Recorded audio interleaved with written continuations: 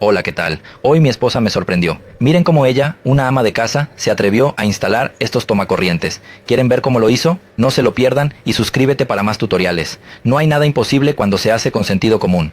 Su objetivo es instalar dos tomacorrientes, que le hacían falta para mayor comodidad y organización de algunos artefactos eléctricos en la cocina. Antes de comenzar el trabajo, marcó la altura y la ubicación donde se colocarían los tomacorrientes. Luego, desmontó los tableros de madera para pasar los cables eléctricos de los tomacorrientes. Eso sí, recalcó que esta instalación es solo provisional. Como segundo paso, instaló un tramo de canaleta junto al tomacorriente. Desde ahí, realizaría el empalme de los dos conductores eléctricos, fase y neutro.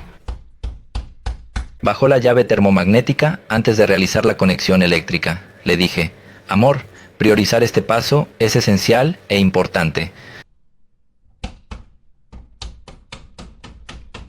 Luego, realizó un orificio en el lateral del larguero o marco donde estaba atornillado el tablero de madera, con el fin de pasar los cables eléctricos. Este agujero debe tener un diámetro mínimo de 1/8 de pulgada, según indicó, para asegurar el fácil paso de los cables. Estupendo trabajo. Con los cables pasados, colocamos la canaleta y los tableros de madera en su lugar correspondiente. A estos tableros les hizo una perforación previa para permitir el paso de los cables eléctricos.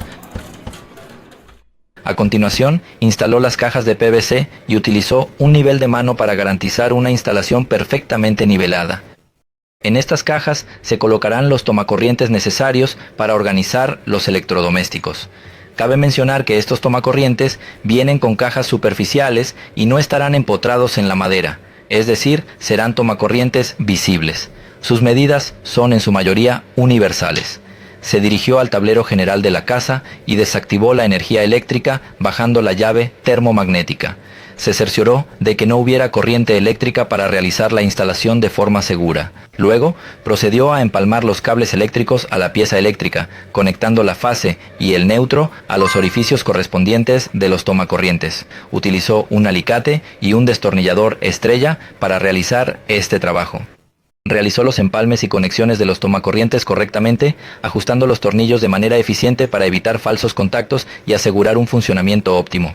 Cortó los cables a la longitud necesaria y utilizó un pelacables para retirar aproximadamente 1 centímetro del aislamiento de los extremos de los cables.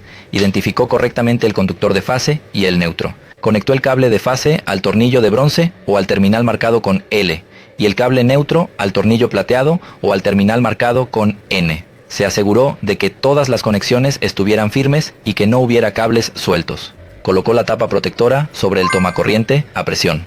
Finalmente, subió la llave termomagnética y probó los tomacorrientes con los artefactos encendidos. Listo, trabajo finalizado. ¿Qué te parece este video y el trabajo de esta ama de casa?